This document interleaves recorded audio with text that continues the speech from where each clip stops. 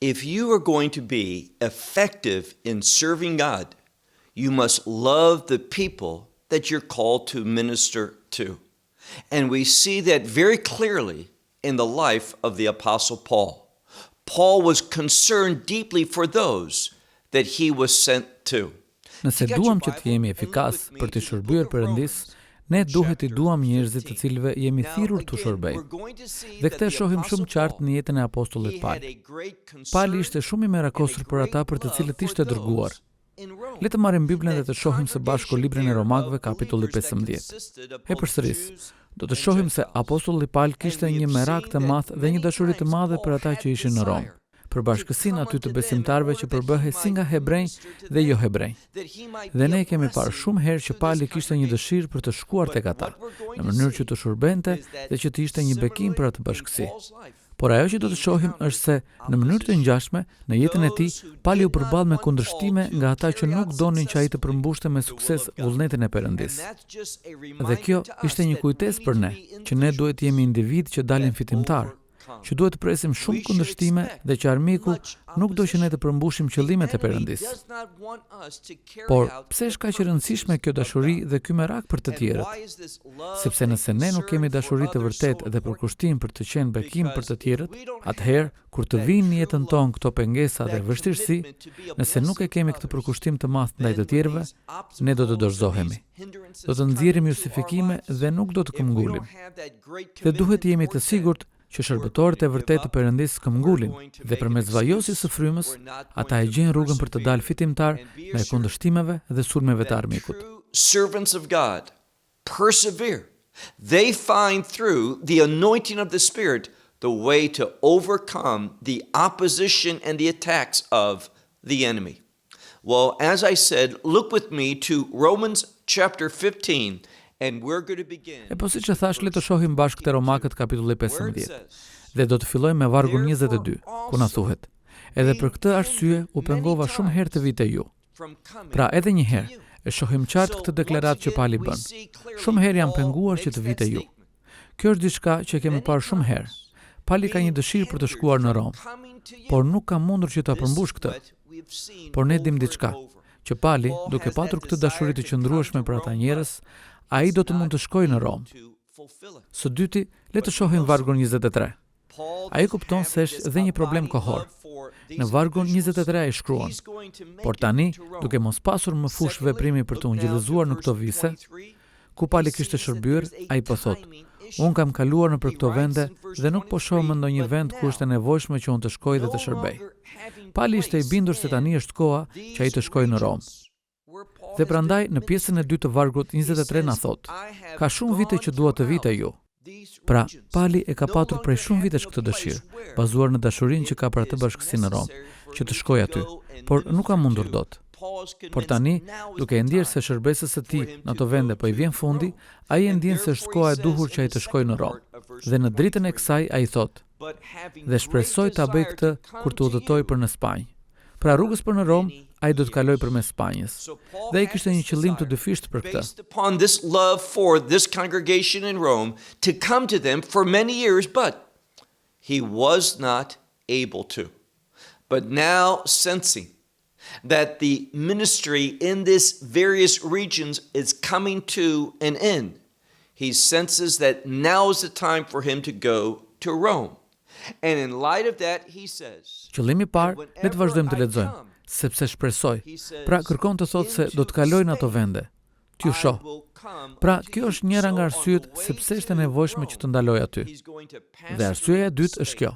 Ai thotë, shpresoj të më ndihmoni. Dëgjoni çfarë thot tani. Për të vazhduar udhëtimin. Tani ajo që kërkon të na thotë është kjo. Në mënyrë që ai të bëjë këtë udhëtim, janë të nevojshme disa gjëra. Atij i duhen disa gjëra. Atyre i duhen disa gjëra për ta bërë të mundur udhëtimin. Në thelb, ai po thotë se para se të shkojë në Spanjë, ai duhet të pajiset. Dhe mesazhi është që ai mund të vazhdojë edhe pas tyre. Ai jo vetëm që duhet të pajiset për të shkuar në Rom, por që të pajiset edhe nga romakët për udhëtime të shtesë. In order to make a journey, there are requirements. There are things that one needs. They need certain things in order to make that journey, supplies. And he says that primarily, when I go to Spain, I'm going to be equipped. And the message is so that I can continue on unto you. And not only does he want to be equipped on his way to Rome and also to be equipped by the Romans for additional travels, but he also says, look at the end of verse 24. Por gjithashtu ai thot, le të shohim në fund të vargut 24. Pasi të jem, pastaj thot, kënaqur sadopak me ju, por çfarë kërkon të na thot këtu? Është një shprehje pak e çuditshme. Ja se çfarë kërkon të na thot. Që ka një arsye fizike, që ka nevojë për furnizime, por kjo është vetëm një pjesë. Përmes jush, unë do të jemi plotësuar. Pra po thot se ka disa nevoja fizike dhe furnizime për ta realizuar një udhëtim të tillë. Por ai gjithashtu thot se edhe vetë do të përmbushet. Dhe kjo është një përmbushje e brendshme shpirtërore, duke i parë ata, duke patur miqësi me ta, duke u shërbyer atyre. Të gjitha këto janë një lloj ripërtëritje për Palin. Pra Pali ka një dëshirë dhe i di diçka. Dhe këtu shohim një parim shumë të rëndësishëm. Dhe ky parim është se kur ju i shërbeni dikujt, kjo do të sjellë dhe një rezultat pozitiv edhe për ju. Ju do të ripërtëriheni shpirtërisht. Kur ju jeni të efektshëm për të shërbyer të tjerëve, kjo do t'ju fuqizojë. Kjo do t'ju bëjë shërbëtor më të mirë për të tjerët. Dhe kjo është ajo që na zbulon Pali në fundin e vargut 24. When you are effective serving others, it is going to empower you. It is going to make you a better servant for others. And this is what Paul is revealing to us at the end of verse 24. Now, verse 25. But now Tani vargu 25. Tani po shkojnë në Jeruzalem për të shërbyer të shenjtëve. Pra këtu shohim diçka, që Izraeli dhe hebrejt gjithmonë ishin në pararoj të mendimeve të Palit. Dhe ne dim diçka, që ai ka thënë më parë se është apostulli i jo hebrejve. Por kjo nuk e ndaloi Palin që të kuptonte detyrimin e tij, siç e mësuam edhe te Romakëve kapitulli 1 në vargun 16, që Ungjilli është më parë për ta dhe duhet të ketë një vend të veçantë ndarja e Ungjillit me popullin hebre. Dhe Pali për këtë po flet kur thot, le të shohim sërish në vargun 25. Tani po shkojnë në Jeruzalem për të shërbyer të shenjtëve. Por pse po e bën ai këtë? Le të vëmë lidhjen. Ai po shkon në Jeruzalem për të çuar diçka. Po, për të shërbyer shenjtorëve në Jeruzalem. Por vini re se çfarë na thot në vargun 26. Sepse dhe kryefjala janë ata që janë në Maqedoni dhe Akaj, dhanë me kënaqësi. Fjala e përdorur këtu ka kuptimin mendoj me kujdes. Të arrijë një përfundim që është i drejtë, që është i mirë. Besimtarët e Maqedonisë e të Akajisë dhanë me kënaqësi një dhuratë ndihme për të shenjtët e varfër në Jeruzalem. Pra ata e ndjenin si detyrim. Ata mendonin se ishte e drejtë dhe e mirë që të jepnin një kontribut për të varfrit në Jeruzalem. Dhe ky është parimi themelor. Në vargun pasardhës do të shohim sepse ata menduan se kjo ishte diçka e mirë. So it seemed good to those in Macedonia and Achaia that they should make some contribution for the poor ones of the saints in Jerusalem. So they were burdened. They thought it seemed proper that they make this contribution for the poor ones in Jerusalem. And this is a foundational principle. And we'll see why they thought it was good in the next verse. Look at verse 27, where it says, For Le të shohim vargun 27. Fjala thot, këtë e bën. Përdoret e njëjta fjalë që tregon se diçka është e mirë, që është e duhura, që është e mirë. Pra ata njerëz duke menduar se ishte gjë e mirë, sepse ata e ndjenin detyrimin ndaj tyre. Pse? Ata ndjenin një detyrim ndaj atyre që ishin në Jeruzalem. Pse? Për shkak të bekimeve shpirtërore. Sepse bekimet shpirtërore u kishin ardhur nga individ hebrejnë, si Pali, dhe prandaj mendonin se për shkak se ata, jo hebrejt, u bën pjesë e bekimeve shpirtërore, edhe ata duhet të kontribuonin. Pra këtë po na thot, se ata duhet të kontribuonin edhe materialisht, pra me gjëra fizike për të shërbyer atyre. Pra ajo që po na thot është kjo. Ata në Maqedoni dhe Akaj, ata duke menduar me kujdes, ju duket drejt, ju duket duhur, ju duk diçka e mirë për të bërë, që të bënin një kontribut, sepse ata, jo hebrejt, kishin marrë shumë bekime shpirtërore të vërtetën, zbulesën e Perëndis, mesazhin e Ungjillit që jep jetë. Pra ata morën për nevojat e tyre shpirtërore. Sa më shumë duhet të jenë të gatshëm për të kontribuar për nevojat fizike të atyre individëve në Jeruzalem. Ata ishin të lumtur ta bënin këtë. E kuptonin se ishte gjëja e duhur për të bërë. The truth of God's revelation, that gospel message that gives life. So if they recede from their spiritual need, how much more so should they be willing to contribute to the physical needs of those individuals in Jerusalem? They were glad, they understood it was proper to do such a thing. Now, verse 28. Tani kalojmë në vargun 28. Kur ta kem kryer këtë, kujt po i referohet? Këtij kontributi, që është besuar palit për ata në Jeruzalem. Ai thot, kur ta kem kryer këtë, dhe pastaj na thot, kur ta kem kryer këtë, e tua kem vulosur këtë dhuratë.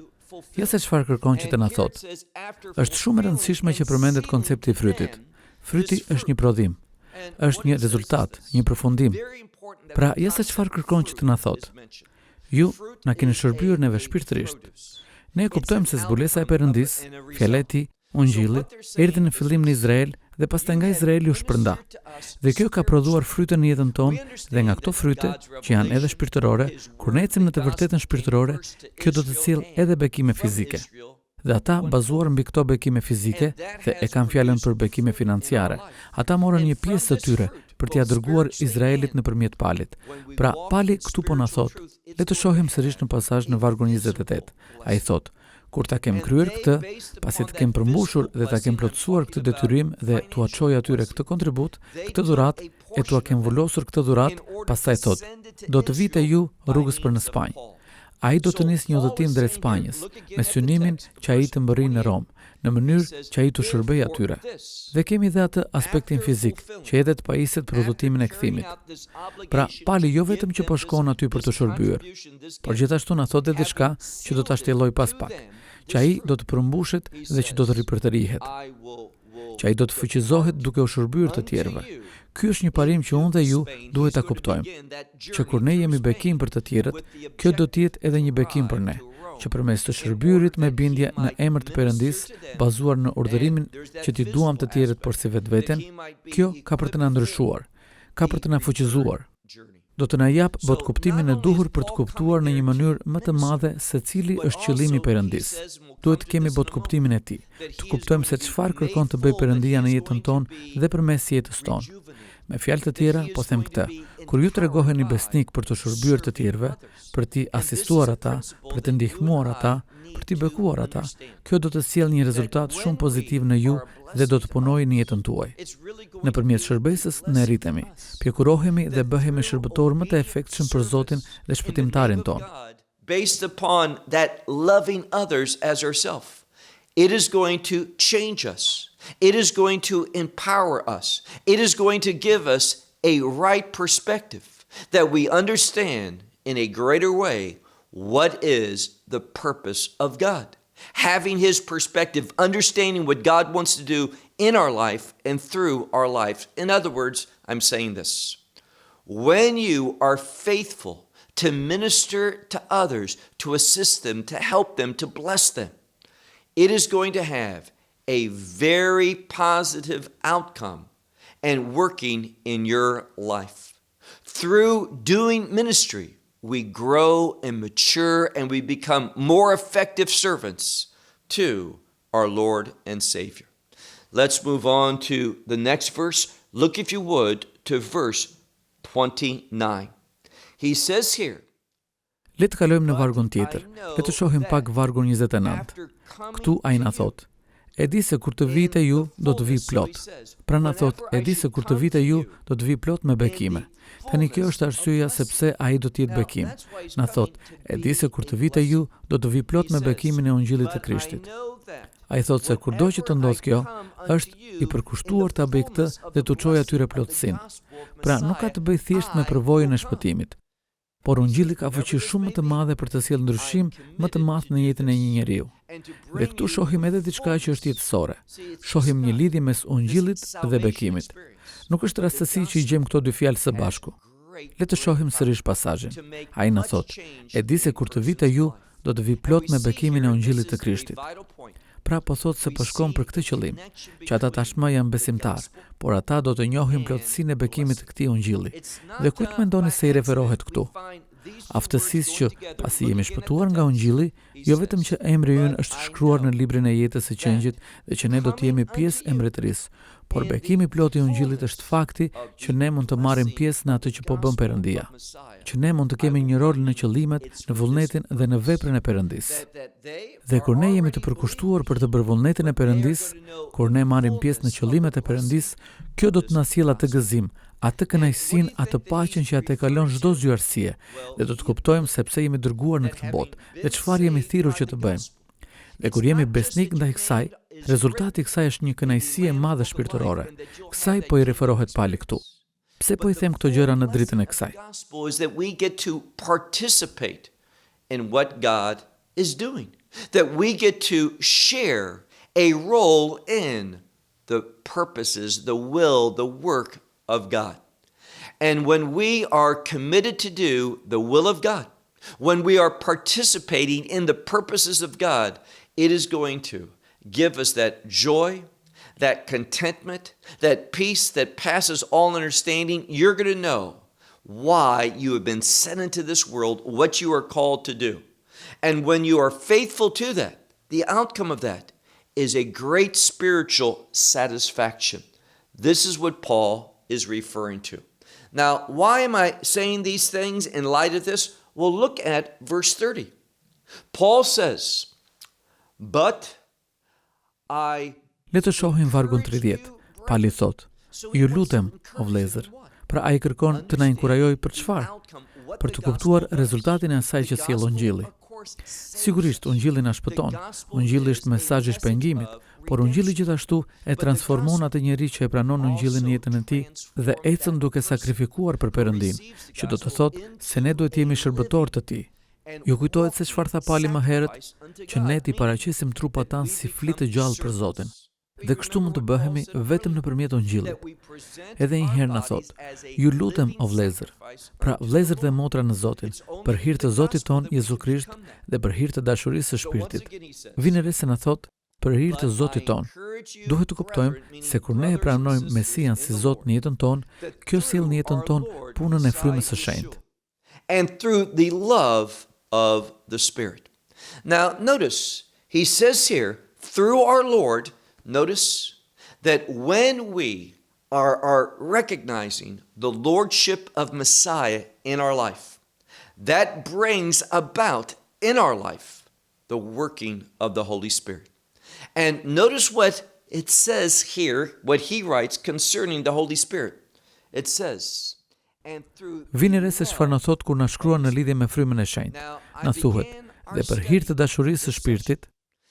Tani, e nisa studimin ton mbi këtë pasazh, duke ju treguar se sa e nevojshme është që nëse doni të jeni një shërbëtor besnik i Perëndis, duhet t'i doni ata të cilëve u shërbeni. Dhe nga natyra juaj nuk do të keni këtë dashuri. Që të jeni të aftë të doni të afërmin tuaj për si vetveten, që të dëshironi vërtet t'i bekoni ata, që t'i vini në ndihmë atyre, që të mposhtni kundërshtimet e armikut që është kundër që ju të shërbeni atyre me efikasitet. Aftësia për t'i kapërcyer të gjitha këto është rrënjosur te dashuria, dhe dashuria nuk na vjen natyrshëm, por është një rezultat i vajosjes së frymës së shenjtë. Pra, fryma e shenjtë punon në jetën time që unë të kem një dashuri të vërtetë. Mund ta them në një mënyrë tjetër, një dashuri të sinqertë për të tjerët dhe që të jem një bekim për ta. Këtë po na thot Pali këtu. Tani vini re se ai po u jep atyre një mundësi për ta demonstruar këtë parim, sepse ai thot. This is what Paul is saying. Now, notice he's giving them an opportunity to demonstrate this principle. Because he says, look again at verse 30. But I encourage you, brethren, through our Lord Messiah Yeshua, and through the love of the Spirit, that you do something, that you strive together. Le të shohim sërish në vargun 30. Ju lutem, o vëllezër, për hir të Zotit ton Jezu Krisht dhe për hir të dashurisë së Shpirtit, që të bëni diçka bashkë me mua të këmbgulni. Këmbgulja është një fjalë që kërkon përpjekje. Koncepti i shprehjes këmbgulni bashkë me mua tregon ngulmim, durim, kapërcim. Pra vini re se çfarë po u kërkon dhe po i inkurajon që të bëjnë, që të shërbejnë atij. Si, na thot, që bashkë me mua të këmbgulni në lutje për mua te Perëndia. Pra këtu po na thot, lutuni për mua dhe me mua. Në lidhje me marrëdhënien time me Perëndin, me thirrjen time nga Perëndia, që unë të mund të jemi suksesshëm. Pra, ja se cili është shembulli. Pali po inkurajon ata që të shërbejnë atij duke u lutur për të dhe në emër të tij, në lidhje me marrëdhënien e tij me Perëndin. Për çfarë specifikisht? Tani le të shohim vargun tjetër, vargun 31. Ai na i tregon se çfarë është. Nuk kemi pse të hamendësojmë. Na thot, lutuni që të shpëtoj nga të pafet. Kjo është një shprehje shumë interesante nga individ që refuzojnë që të binden. Kjo do të thotë se kur ne shqyrtojmë mësimet e Mesias, më lejoni ta them në një mënyrë tjetër. Kur ne takojmë të vërtetën e beslidhjes së re, atë zbulesën e dhjatës së re, nëse po kërkoni me sinqeritet të vërtetën e Perëndis, ju do të drejtoheni, ju do të bindeni që dhjata e re është vërtet zbulesë nga Perëndia. Për këta individ që po e refuzojnë këtë dhe e kundërshtojnë atë që po bën Pali, ai po thot se janë ata që po refuzojnë që të binden. Ku? Në Jude. Një tjetër term për Izraelin dhe për rajonet rreth Jeruzalemit. Ky ishte vendi ku ishin farisejt dhe drejtuesit e judaizmit. Dhe ata po refuzonin që të bindeshin nga e vërteta e zbulesës së Perëndis. Dhe ata ishin armiqësor ndaj Palit. Dhe ai këtë po kërkon. Ai po inkurajon ata që të këmbgulin bashkë me të në lutje për të, në lidhje me këto kundërshtime me të cilat ai po përballet. These individuals that are rejecting that and in opposition to what Paul's doing, he says, these are the ones who are refusing to be convinced. Where? In Judea. Another term for Israel and the regions around Jerusalem. This is where the Pharisees were and the leaders of Judaism. And they were refusing to be convinced by the truth of God's revelation. And they were antagonistic towards Paul, and this is what he's asking for. He's encouraging them that they would strive together with him in prayer for him in regard to this opposition that he's encountering. Look again at verse 31. In order that I should be delivered. Le të shohim sërish vargun 31. Lutuni që të shpëtoj nga të pafet në Jude dhe që shërbesa ime, shërbesa e Palit, që ai thot se është në Jeruzalem. Vini re diçka. Ai thot për veten se është apostull i jo hebrejve, pra për kombet. Por në një tjetër kuptim, shërbesa e tij ku është? Ai thot që shërbesa ime në Jeruzalem, që të jetë e pranueshme. Shërbesa që ai po bën në Jeruzalem, të jetë e pranueshme për të shenjtët. Çfarë po kërkon ai? Që të ketë një shërbesë të efektshme në Jeruzalem për besimtarët aty. Vargu 32. Ai kërkon që të jetë i efektshëm në mënyrë që në dasht Perëndia të vite ju me gëzim, që do të thotë se ai ka gëzim, që ai ka shkuar te ata dhe të gjitha këto janë rezultate që ai u përdor nga Perëndia sipas vullnetit të Perëndis, dhe që ai i ka përmbushur qëllimet e Perëndis. Këtë po na thot Pali.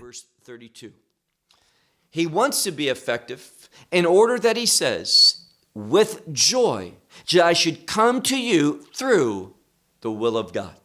Meaning this, that he has joy, that he has come to them. And all of this is at the outcome of him being used by God according to the will of God, that he accomplishes the purposes of God. This is what Paul is saying.